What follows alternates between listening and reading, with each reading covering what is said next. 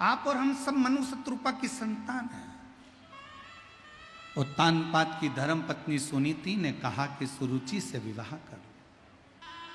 पति ने मना किया, नहीं माना। पत्नी नहीं मानी, पति का विवाह सुरुचि के साथ करवा दिया।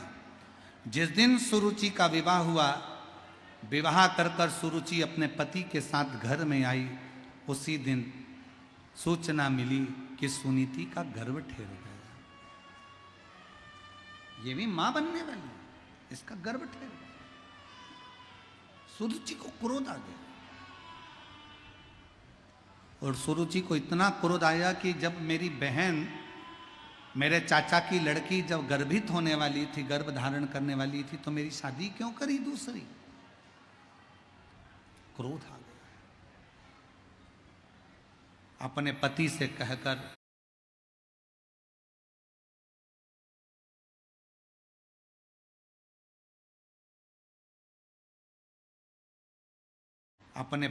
कहकर सुनीति को धक्के मारकर घर से बाहर निकलवा दिया। घर से सुनीति गर्भ से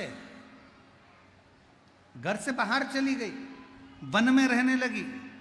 सुरुचि भी गर्भ से हो गई, उत्तानपाद के साथ अपने आनंदमय सिंहासन पर रहती, खूब आनंद से जीती।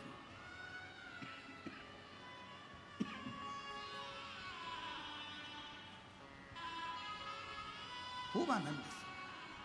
समय आया, सुनीति के गर्भ से एक बेटे ने जन्म लिया, जिसका नाम ध्रुव हुआ। और सुरुचि के गर्भ से भी एक बेटे ने जन्म लिया, जिसका नाम उत्तम हुआ।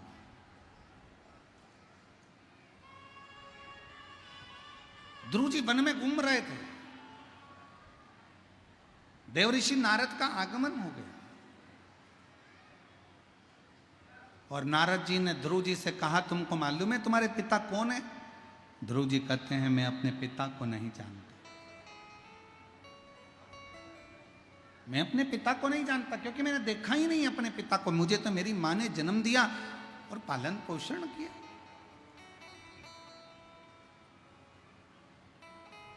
एक मां और एक महादेव, दो।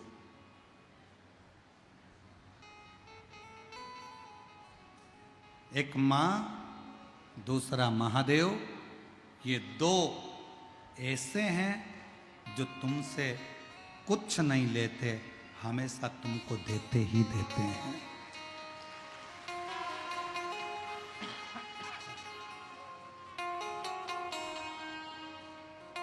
केवल देते हैं।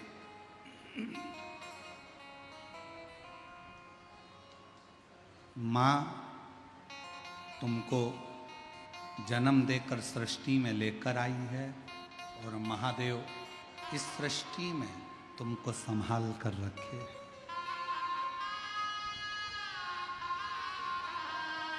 एक मां और एक महादेव, दो ऐसे हैं जो तुमसे कुछ नहीं लेते, तुम्हें देते हैं। मां के पास जो होगा, मां वो देती रहती है। बेटा कर्जे में हो गया, परेशान हो गया, मां ने अपना धन निकाला, जेवर निकाले, बेचकर पैसा देती है। महादेव तुमसे कुछ नहीं लेते, देते हैं केवल।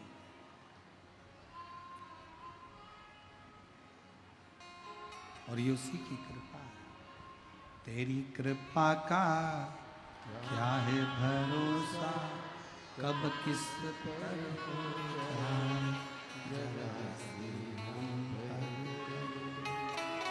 जरा सी हम पर। तेरी कृपा का क्या है भरोसा, कब किस पर हो जाए, जरा सी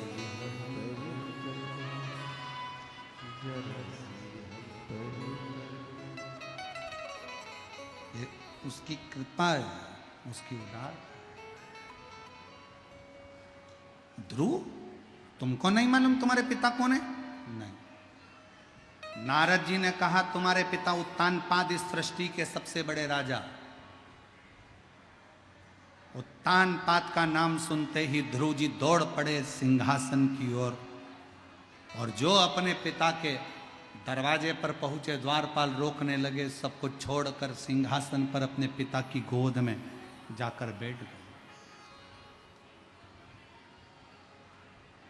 अपने पिता की गोद में बैठे तो सुरुचि बैठी थी। सौतेली मां हाथ पकड़कर उतारा, कौन है रे तू? कहा, मैं सुनीति का बेटा हूं, मेरा नाम ध्रुव है। सुरुचि कहती है, अगर पिता की गोद में बैठने का इतना शौक है तो मेरे गर्भ से जन्म लेना पड़ेगा, तब जाकर तू पिता की गोद में बैठ पाए। धक्का देकर उतार दिया ध्रुव जी महाराज को। रोते रोते ध्रुव जी अपने घर चले गए। मां ने पूछा, 4 वर्ष के ध्रुव जी महाराज से सुनीति पूछती है, तू रोता क्यों है? क्यों रोता? मुझे पिता ने अपनी गोद से नीचे उतार दिया। सुरुचि मां कहती है, अगर तुझे जन्म लेना है तो मेरे गर्भ से जन्म लेना पड़ेगा, और मेरे गर्भ में आने के लिए भगवान का भजन करना पड़ेगा, तब तू अपने पिता की गोद में बैठ सकता है। इतने में सुनीति ने कहा, अपने पुत्र 4 वर्ष के बेटे ध्रुव जी से, पिता की गोद में बैठने के लिए रोता है ध्रुव, अगर बैठना है तो उस महादेव की गोद में जाकर बैठ जा, जिसकी गोद से कभी कोई नीचे नहीं होता। अगर बैठना है तो उस परमात्मा की गोद में जाकर बैठो, जिसकी गोद से कोई नीचे नहीं होता। कोई